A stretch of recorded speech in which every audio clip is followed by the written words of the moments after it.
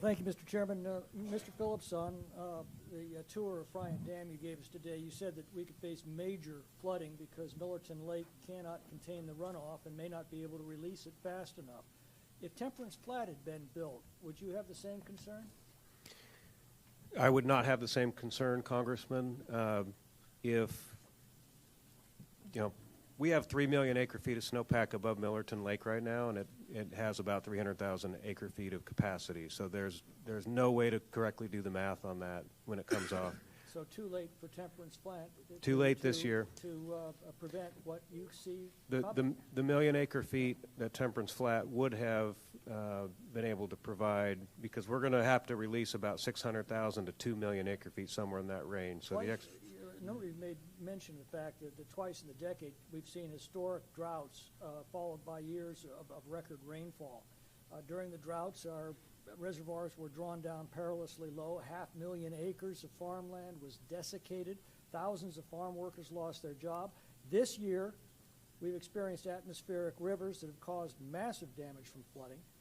The floodgates on those same dams are now wide open. They're pouring millions of acre-feet of water into the ocean because we've got no place to store the excess. Mr. Sutton, what do you suppose nature is trying to tell us? There are some solutions that I think if we can get out of our own way, it takes federal, state, local partnership, and I think a lot of folks have stepped up, but some folks have continued to try and create impediments. We need to build dams. The last generation was able to do that effortlessly. We're still living from the gifts of the founders, they say. In 1959, the legislature passed the Burns-Porter Act. It included a water bond of $1.75 billion. Now, you do the inflation adjustment, that's about $17 billion in today's money. Now, with that $17 billion in today's money, we built 10 storage dams, 11 ancillary dams that store 7 million acre-feet of water, and, by the way, also generate 3,000 megawatts of the cleanest and cheapest electricity on the planet. And with what was left over, we built the California Aqueduct. Now, it's kind of interesting. In the last, since 2000, voters have approved 6 water bond measures, $27 billion, including $17 billion of that we've already spent. So we spent about the same as we did in the entire Burns-Porter Act, all promising to enhance California's water supply.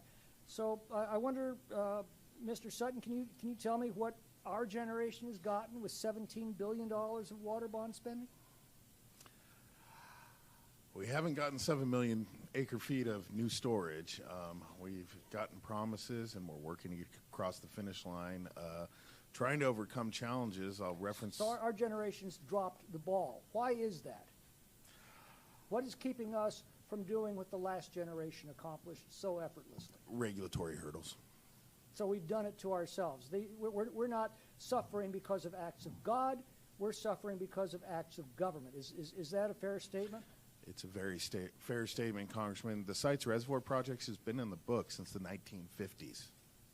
Mr. Bordeaux, would it be helpful to streamline the process for new dam construction, put the Bureau of Reclamation in charge of all federal permitting agencies for an application, require the permitting process to run concurrently and not consecutively, and put a 2-year time limit on that process? It would be tremendously helpful. It's unbelievable to me that we're able to build sports stadiums in record time. And though I like sports, but I don't think they help society the same way water infrastructure would. Mr. Chairman, by the way, my H.R. 186 would do exactly that. It passed the House when we last held the majority. I would hope that we'll get consideration of that measure before the summer. Mr. DeGroot, we keep hearing about agricultural water. I wonder, is there really such a thing? I understand that a cheeseburger, for example, requires about 700 gallons of water to grow the stuff in that cheeseburger. A pair of jeans, about 1,500 gallons of water. So isn't this entire discussion one between abundance and scarcity, or prosperity and poverty for our children? The amount of water that is claimed to even grow one almond, I believe, is over 60 or 80 gallons, I've heard. So that's water that we use in our daily lives. That's the water that's necessary to produce the prosperity that we enjoyed and once took for granted in what was once a golden state. Yes, We can't do that anymore because when something is scarce, it becomes expensive. When it's plentiful, it's cheap. We are making water more and more scarce, therefore more and more expensive, and we're thus sabotaging the very prosperity that once brought our forebearers to this state looking for a better future. Is that an adequate summary of what's taken place with these environmental laws? The environmental laws are keeping, just one example, is our forestry. We are not taking care of our forestry. We're letting the trees get overrun.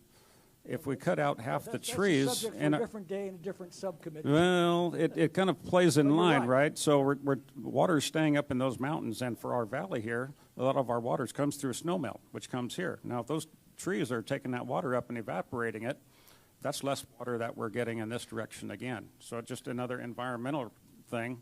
That's not our choice. That's what's happened. The biggest one still is if we took these gentlemen here to my right and maybe asked if they could live off the schmelt, maybe let them eat schmelt and drink water only the rest of their lives, maybe they would look at the rest of their food that we are growing for them a little differently.